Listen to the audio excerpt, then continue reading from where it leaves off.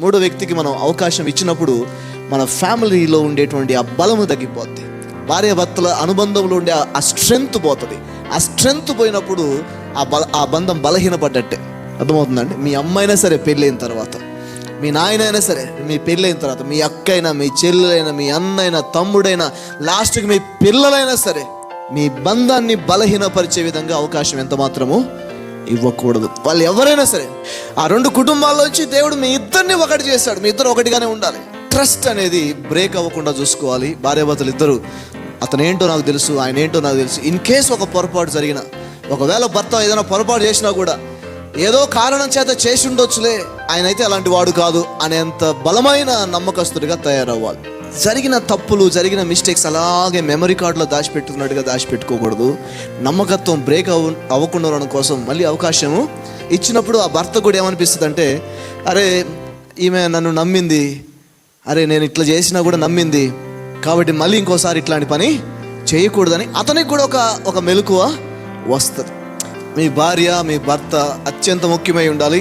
మీ ఇద్దరి నమ్మకత్వం చాలా స్ట్రాంగ్. అనుబంధం విషయంలో నమ్మకంగా ఉండాలి. రెండో పాయింట్, ఫైనాన్స్ విషయంలో నమ్మకంగా ఉండాలి. భార్యాభర్తల మధ్యలో నమ్మకం ఎక్కడ పోద్ది అంటే, డబ్బు విషయంలో నమ్మకం పోద్ది. ఈయనకి ఇస్తే మళ్ళీ ఇయ్యడు. నువ్వు భార్య దగ్గర డబ్బుల విషయంలో నమ్మకంగా ఉంటే ఖచ్చితంగా నువ్వు ఆమె నమ్మకాన్ని గెలుచుకున్నట్టే. మూడో విషయం, మాట నిలబెట్టుకునే విషయంలో నమ్మకంగా ఉండాలి. ఇచ్చిన మాట నిలబెట్టుకునే విషయంలో నమ్మకంగా ఉండాలి. లేదంటే ఆ మాట నిలబెట్టుకోలేని పరిస్థితి ఉంటే దానికి సరైన ఎక్స్ప్లెనేషన్ ఇవ్వగలగాలి. ఒక మాట ఇచ్చారు మీ భర్తకో మీ భార్యకో, ఎనీబడి, ఇది ఇద్దరికి సంబంధించిన విషయం. మీ భర్తకో మీ భార్యకో ఒక మాట ఇచ్చారు. ఆ మాట ఇచ్చిన తర్వాత ఇచ్చిన ఆ మాటని నిలబెట్టుకోవాలి.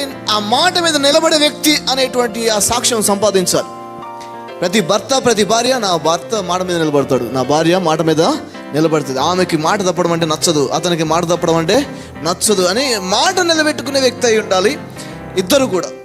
ఒకవేళ ఒకవేళ మాట నిలబెట్టుకోలేని పరిస్థితి ఉంటే ముందే అడ్వాన్స్ అయ్యి దానికి ఎక్స్ప్లెనేషను, ఇది చేస్తాను చెప్పినా, ఇది ఇస్తాను చెప్పినా, సారీ ఈసారి కావట్లేదు, ఇంకోసారి చేస్తానని చెప్పేసి ఇంకోసారి చేస్తా అన్నందుకు దానికైనా మాట నిలబెట్టుకోవాలి.